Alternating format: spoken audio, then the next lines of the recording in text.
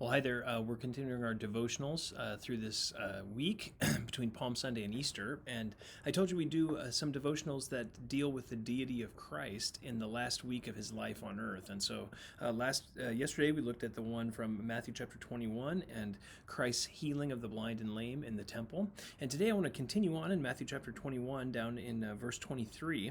And there's a time when the authority of Christ is questioned. And you see this in verse 23. It says, when he entered the temple, the chief priests and the elders of the people came to him while he was teaching and said, by what authority are you doing these things, and who gave you this authority? Now the question is actually an important question, because what they're saying is you're not within the confines of Judaism that we've established. You don't have the authority to be teaching in the temple because you're not a Pharisee, you're not a Sadducee, you're not trained by the religious elite of his day. You don't belong here to be teaching. And so they're questioning his right to teach in the temple. And when they say, who gave you this authority, what they're really saying is, we have our authority from God. You don't have the authority to do this. Therefore, you shouldn't be doing the teaching that you're doing. And Jesus' answer is fascinating because in his answer, he provides a statement about his deity. So just look there. He says in verse 24, it says, Jesus said to them, I will also ask you one thing, and if you tell me, I will also tell you by what authority I do these things. Now this seems tricky at first, but what you'll see is that Jesus is actually providing an answer for them. He gives them a question to answer, and here's the question. The baptism of John that John the Baptist performed at the beginning of Christ's ministry, it says, was from what source? From heaven or from men? Now, the question is an important question. What he's saying is John came, and John's baptism was a baptism to begin the ministry of the Messiah. John himself said, I'm here baptizing, but I'm not the Messiah. I'm baptizing in order to bring the Messiah into the place that he belongs. See, I'm going to baptize the entire nation so that they're ready for the Messiah's entrance into Israel. Now, John, everyone acknowledged John as a prophet, the scriptures tell us. And so everyone knew John was a prophet and that he was baptizing for the purpose of the coming Messiah. So you have John, a tested prophet, baptizing for the coming Messiah.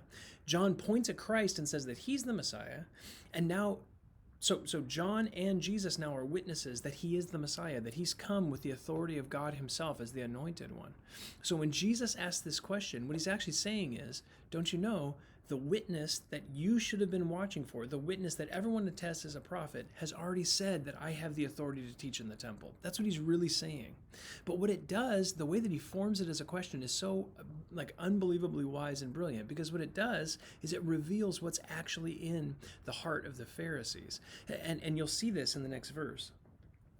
Look at the end of verse 25. It says this, they began reasoning among themselves, saying, if we say from heaven, he will say to us, then why did you not believe him? In other words, if we validate that John was a prophet, which everyone agrees John was a prophet, if we validate that John was a prophet, then Jesus will ask them, then John pointed to me as the Messiah. Why don't you believe that I'm the Messiah? In other words, why don't you submit yourself to the reality that I belong to as the teacher of Israel? And so they can't do that. They can't say it's from heaven, right? Because were they to say it's from heaven, then that would identify Christ as the Messiah, and it would answer the question that they've asked him. Who gave you this authority? Well, God himself gave Jesus the authority, right? And if you look at the second thing there in the next verse 26, it says, but if we say from men, we fear the people, for they all regard John as a prophet. Now, what are they saying? They're saying our actual authority is over the people. The people all agree that John's a prophet, that he was rightfully the forerunner of the Messiah. Everyone knows that John the Baptist was a prophet. The entire nation went out to be baptized by him just a few years before these events. And so they say, we're afraid of the people because they all think that he's a prophet. We think he's a prophet too. We all know it, but we don't want to submit ourselves to the Messiah, to Christ. And so, verse 27, answering Jesus, they said, we do not know. He also said to them, neither will I tell you by what authority I do these things. And what Jesus says is, listen, I've told you who's given me this authority. God himself has given me this authority. In other words, I am the true Messiah. Remember, John said, "Behold the Lamb of God, the one who comes into the world, the one who takes away the sin of the world." Remember that John the Baptist said about Christ, I am not even worthy to untie the thong of his sandal."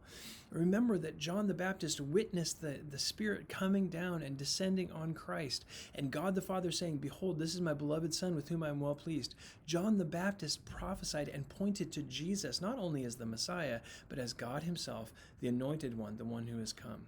Jesus points to John's witness and tells the Pharisees, "Don't you understand? I'm God.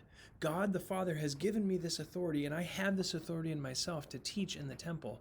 You should believe that I am God."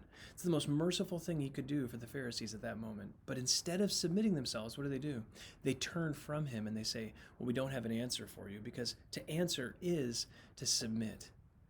And so just another proof of Jesus' deity and his profound wisdom in dealing with the rebellion and hatred of the Pharisees around him. I hope that's encouraging to you. Jesus is God. He's in control of your life and your situation today, and he's proven that he loves you by the events of his life and his death on the cross.